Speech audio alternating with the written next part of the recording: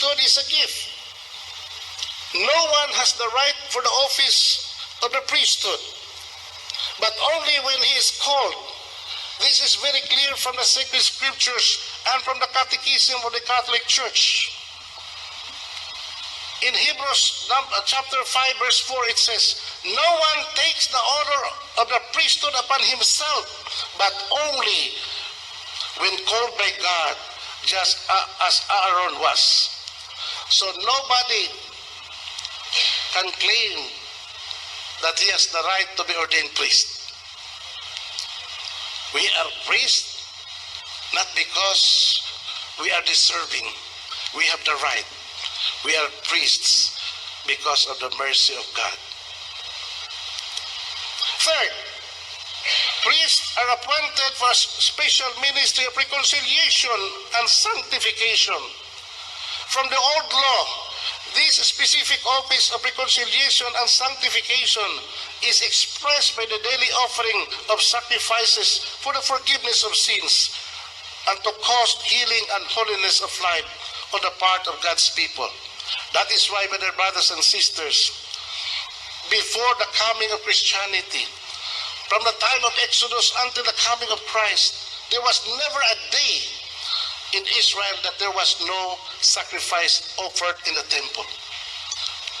Because that is the office proper to the priests to offer sacrifices in behalf of men for the forgiveness of sins and for their own sanctification.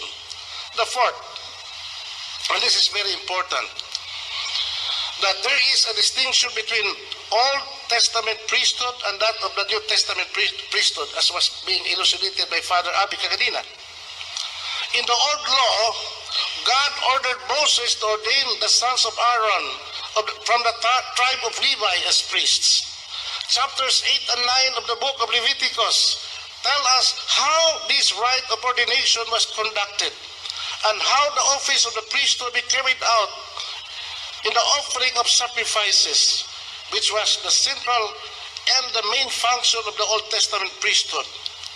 But we all know that this priesthood of the Old is just a foreshadowing and a prototype of the one true priesthood to come, the priesthood of Jesus Christ. The letter to the Hebrews testifies to the fact that the Old Testament priesthood is imperfect, since it was only a preparation and foreshadowing of the coming of the one true priest who would offer a true and lasting and perfect sacrifice to God. Now, this one and true priest in the New Covenant fulfilled the Old Testament in the person of Jesus Christ, whose bodily sacrifice on the cross fulfills and perfects the animal sacrifices of old. Both in the Old and the New Testament, priesthood implies two integral realities. What are the two realities? The person of the priest and the sacrifice that he offered daily. Thus, the institution of the priestly office is primarily to offer sacrifice. The reason why priests are being ordained from the Old Covenant and until today to offer sacrifices. Because to offer sacrifices is primarily a priestly act. It is the existential goal of his being a priest. It is the goal why he is constituted a priest of God, to offer sacrifice for the forgiveness of sins and for the sanctification of God's people.